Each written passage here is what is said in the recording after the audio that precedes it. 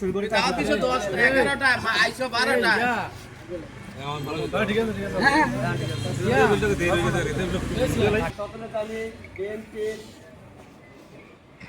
সাবেক তিনবারের প্রধানমন্ত্রী আবাসের নেত্রী বেগম খালেদা জিয়ার যে জন্মবার্ষিকীতে আমাদের কেন্দ্রীয় ঘোষণা মোতাবেক এবারে যে সিদ্ধান্ত নেওয়া হয়েছিল যে কোনো ক্যাট টানা যাবে না, তার জন্য আমরা আল্লাহর কাছে দোয়া করতে পারি। সেই সুবাদে বড় রুশিয়া বিভিন্ন চান্দলা এরিয়ার বড় রুশিয়া গ্রামের যুবদল, ছাত্রদল, কৃষক দল, শ্রমিক দল ও অঙ্গ সংগঠন সকলে মিলে আমরা বেগম খালেদা জিয়ার জন্য দীর্ঘায়ু কামনা করে, সুস্থতা কামনা করে আজকে মিলাদ মাহফিলের আয়োজন করা যাচ্ছে। উক্ত আজকে মিলাদ মাহফিলে আজকে এখানে উপস্থিত রয়েছেন চান্দলা ইউনিয়নের যুবদলের সম্মানিত সভাপতি সাইফুল ইসলাম ভুইয়া। আরও উপস্থিত রয়েছেন স্বেচ্ছাসেবক দলের সম্মানিত সভাপতি বিল্লাল হোসেন।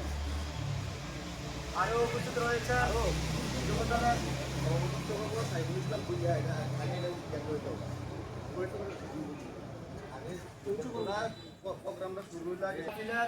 আজকের মিলাদ মাহফিলের প্রোগ্রামে সভাপতি করবেন চান্দলা ইউনিয়নের যুবদলের সম্মানিত সভাপতি সাইফুল ইসলাম ভুইয়া।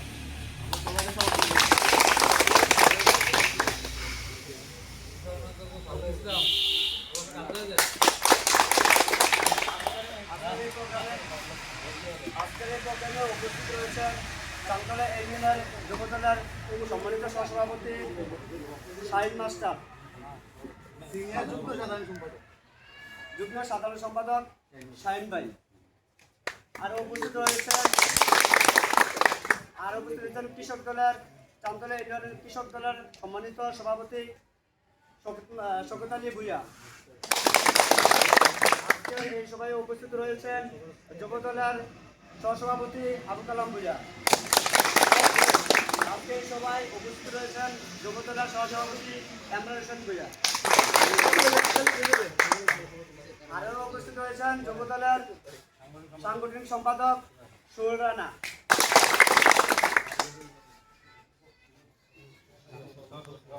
আরও উপস্থিত রয়েছেন চান্দলা ইউনিয়ন যুবদলের সহসভাপতি শামীম ভাই। আরও উপস্থিত রয়েছেন চান্দলা ইউনিয়ন যুবদলের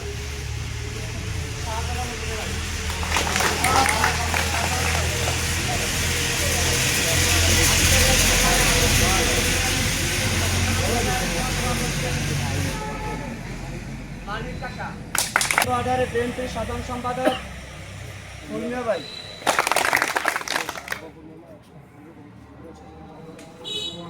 আরও উপস্থিত রয়েছেন ৭ নং ওয়ার্ডের সম্মানিত সভাপতি গফুর চাঁদ।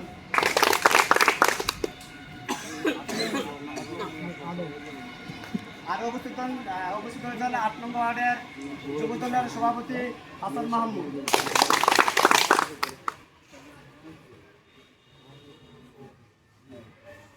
আজকের এই মিলাদ মাহফিলে উপস্থিত রয়েছেন চান্দলা ইউনিয়ন স্বেচ্ছাসেবক দলের সাংগঠনিক সম্পাদক জুয়েল।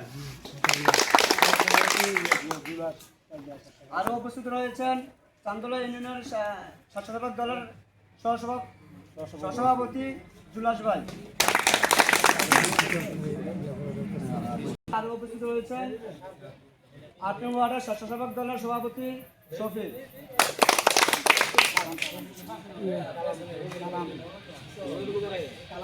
আরও উপস্থিত রয়েছেন ৭ নং ওয়ার্ডের সহসভাপতি কালাম ভাই। আজকের এই সভায় আরও উপস্থিত হয়েছে ৯ নং ওয়ার্ডের যুবদলের সাধারণ সম্পাদক তাজুল ইসলাম। উপস্থিত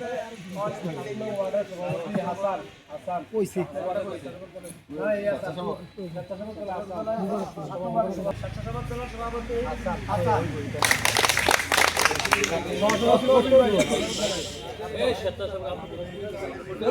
কবি